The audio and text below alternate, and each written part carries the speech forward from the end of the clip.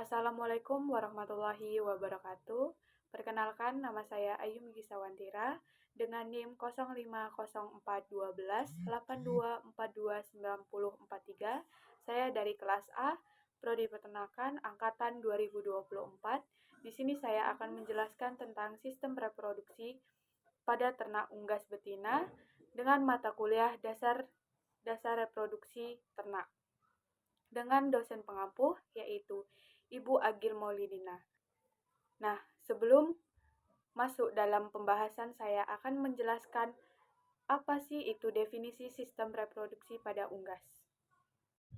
Nah, definisi sistem reproduksi. Sistem reproduksi adalah proses biologis untuk menghasilkan individu baru. Lalu, alat atau organ reproduksi, yaitu organ yang berfungsi untuk menunjang terjadinya proses fertilisasi antara sperma dengan ovum pada ternak jantan dan betina. Sistem reproduksi pada hewan ternak itu berbeda-beda. Nah, setelah mengetahui definisi sistem reproduksi pada ternak unggas, kita masuk ke pembahasan yaitu menjelaskan tentang sistem reproduksi ternak unggas betina. Sistem organ reproduksi betina dibagi menjadi dua bagian, yaitu bagian primer berupa ovarium dan bagian sekunder berupa oviduct. Ovarium merupakan tempat produksi perkembangan dan pemasakan sel telur, atau ovum. Ovarium berbentuk seperti buah anggur dan terletak pada rongga perut berdekatan dengan ginjal sebelah kiri dan digantung oleh 3 metode mesovarium. Ovarium dapat menghasilkan sel telur sebanyak 12.000 buah, tetapi yang dapat masak hanya beberapa buah saja. Folikel ovum akan masak pada 9-10 hari sebelum ovulasi. Selanjutnya, saya akan membahas tentang organ reproduksi sekunder, yaitu oviduct, merupakan serangkaian saluran reproduksi, yang mana setiap bagian mempunyai fungsi spesifik. Panjang dan berat oviduct dipengaruhi oleh umur jenis dan kondisi fisiologis unggas. Oviduct terdiri dari 6 bagian. Yang pertama, infundibulum. Infundibulum merupakan bagian oviduct yang berfungsi sebagai tempat fertilisasi atau pembuahan bagian ujung. Dari infundibulum terdapat selaput tipis berbentuk corong atau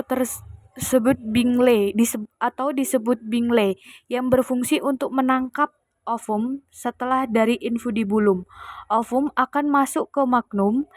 Magnum merupakan bagian terpanjang dari oviduct. Perbatasan antara infundibulum dan magnum disebut kripter, yang berfungsi sebagai terminal akhir spermatozoa sebelum terjadi pembuahan. Magnum berfungsi sebagai mensekresikan albumin atau putih telur serta terjadi pembentukan kalazae. Kalazae merupakan benang spindle yang berfungsi untuk mempertahankan yolk atau kuning telur agar tetap di tengah. Magnum tersusun dari belanda tubuler yang sangat sensibilis. Setelah dari magnum, telur akan masuk ke isthmus. Isthmus merupakan bagian oviduct yang berfungsi mensekreskan kerabang tipis atau membran sel. Isthmus yang berdekatan dengan magnum memiliki ciri khusus berwarna putih dan memiliki panjang 4 cm, terakhir berwarna kemerahan karena mengandung banyak pembuluh darah. Uterus merupakan bagian oviduct yang berfungsi untuk membentuk kerabang atau cangkang telur. Pada uterus terdiri 3 proses, yaitu clamping, mineralisasi, dan vegetasi. Proses penting merupakan suatu proses penyerapan air dan pembentukan kerambang. Mineralisasi merupakan suatu proses penambahan mineral agar cangkang telur bisa menjadi lebih kuat. Lalu yang terakhir ada pigmentasi.